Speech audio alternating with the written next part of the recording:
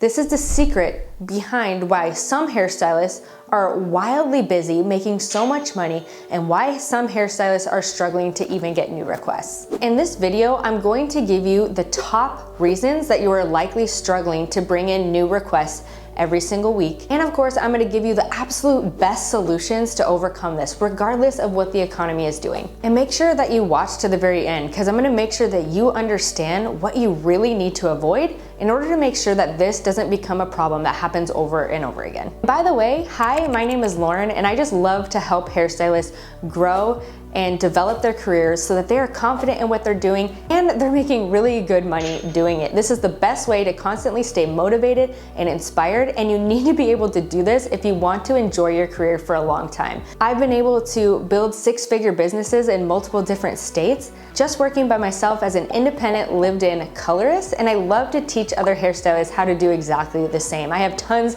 of free videos on this channel. And if you want to go deeper with me, I have paid education online as well, where you get personal interactions with me. You can check the link in the description below if you're interested in that. So number one is a confusing booking process. A lot of people think that their booking process, there's nothing wrong with it, or they just never really think about it that much. But a lot of the times when students tell me that they're struggling with getting new requests every single week, I go and look at their menu, look at their website, look at their Instagram, and I find that the booking process is very vague. And if I'm confused by it, then clients are of course going to be confused by it. A lot of the times it's the pricing that's not very clear, or they come to your Instagram profile and they're not even really sure where you are located or if you're even in the right area. The bottom line is if there's too many questions when it comes to going and booking an appointment, this creates friction in the booking process and it makes people just kind of give up and look somewhere else a lot of the time. So of course, you want to make sure that you have the least amount of friction possible in your booking process. This way you're not killing motivation and that desire that first got them to go look and start booking with you. So let's make sure right now that your booking process is actually something that doesn't leave them with a lot of questions and actually gets them inspired and builds further desire to want to book with you. I'll explain how to do that right now. So the number one thing that I want you to pay attention to and to get clear on is, what do you want them to do? What action do you want someone to take when they come across your work, when they first hear about you? What is the action that you want them to take? You want to be very specific about this. Do you want them to book a consultation with you? Do you want them to go straight to booking an appointment with you?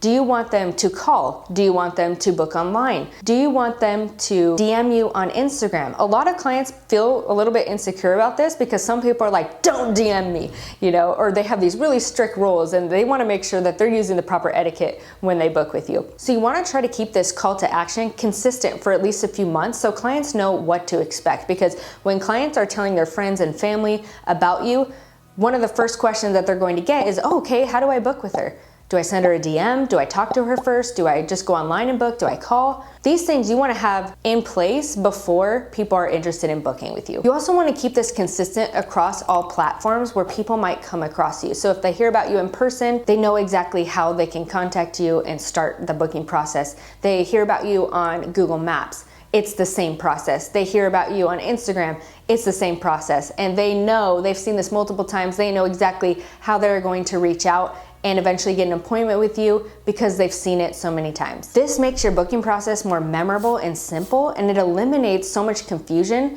that creates friction and makes people avoid booking in the first place or just putting it off. You have to remember that clients are insecure and sometimes fearful about reaching out. So don't fumble these potential new clients by not making clear exactly what you want to have them do. Now, this is the key to simplifying the booking process. You want to make sure that you are leading your potential clients with confidence and simplicity. Have you ever had that experience where people book appointments and then they don't show up and they don't call and they don't care to notify you in any way, and you're just like, what the heck happened? They booked this appointment. Where are they? How come I've never heard from them? You want to make sure that you are guiding them with confidence throughout the entire process, because this keeps them inspired and motivated to come see you in that time from when they book and to when they actually get that service performed. This is something that people overlook way too much. Just because they booked an appointment doesn't mean you stop marketing. You want to make sure that the entire experience, you're building motivation,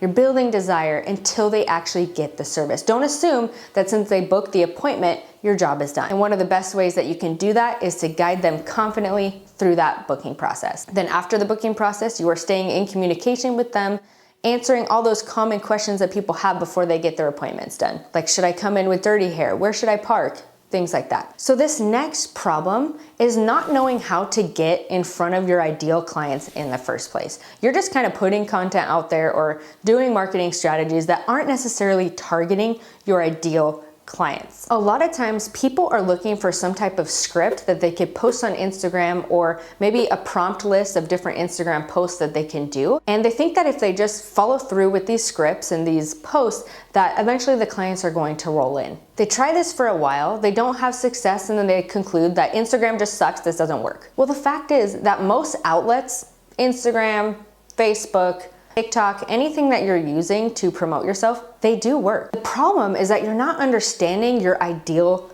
clients, the people you are specifically trying to attract, before you start doing this marketing. And that's why it can feel so aimless and feel like it's not working. I go into a lot more detail on this topic in this video here, so make sure to click that and watch it if you want to go more in depth on how to really understand your ideal clients. But the most important thing that you have to realize is that there is no small detail that's not worth talking about in your marketing and in your messaging to your ideal clients. Like, what do they love about getting their hair done? Is there a specific way that it is styled that they're really attracted to? A lot of times people just talk about color, but really they're attracted to the style. And if you know your ideal clients well enough, you'll understand these little details and you'll be able to include that in your marketing. A lot of times the reason that a lot of people leave their last stylist may seem like a small insignificant detail, but it's everything to them. Styling is one of those big ones that I think is overlooked. If you address these details in your marketing, they are going to have so much trust with you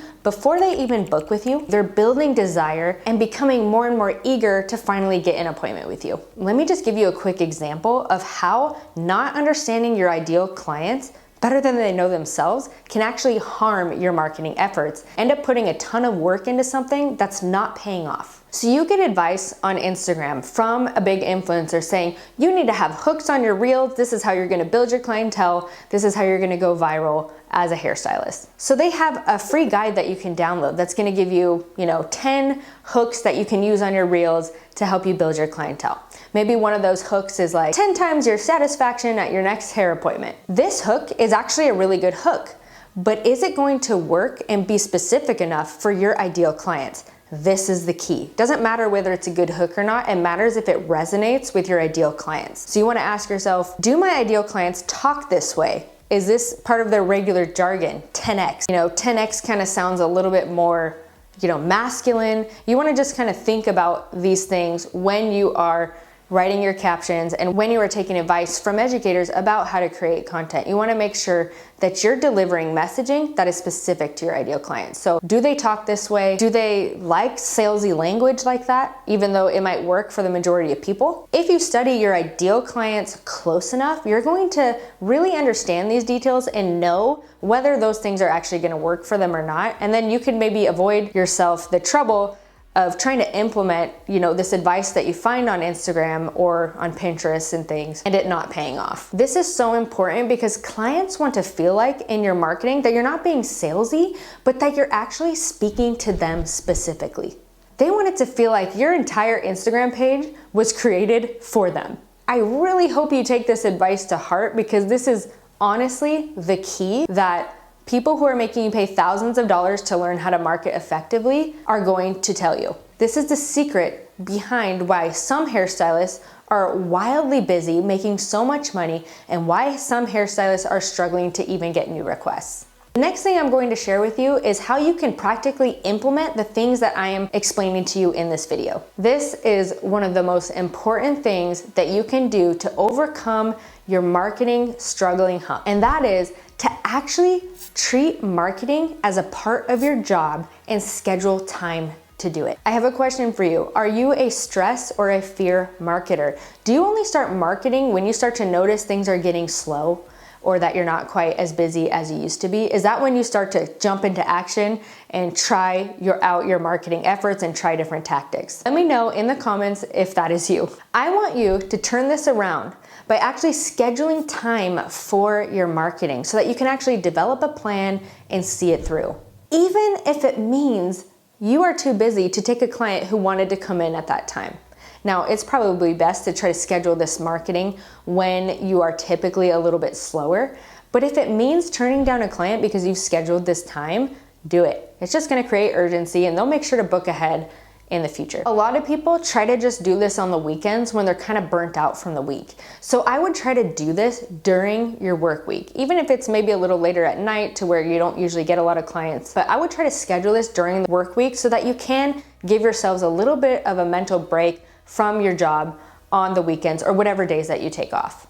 Even if you just schedule an hour a day or a half hour a day or 15 minutes a day, as long as you're creating a consistent habit of scheduling out marketing time, you are going to see amazing results. But the key is you are taking out time consistently every single day, or maybe if it's just a few times a week, but you're doing it consistently. You're consistently thinking deeply about your ideal clients and what they want, the details of what they desire, and this is going to ensure that they are constantly thinking about you. I told you before that pretty much all of the advice that you get on social media or YouTube pretty much works. The thing is, it's only true if you understand your ideal clients really well. But I have to tell you that I have a strategy that worked better than any tactic, anything I ever learned in school. I just kind of came up with it by myself on accident. But this strategy led me to finally skyrocket my career, become known as a hairstylist in the hairstylist community, build an Instagram following, and built my clientele multiple times in just a few weeks. And it allowed me to become a 6-figure hairstylist, which is so important. If you're not making enough money in this industry, you start to really have low confidence. So I created a video to explain exactly how I came up with this strategy and exactly how you can implement it as well. So you can click the video on the screen right now to watch that. I think you're gonna love it. Again, my name is Lauren. Thank you so much for watching this video. Click that video on the screen right now and I'll see you over there.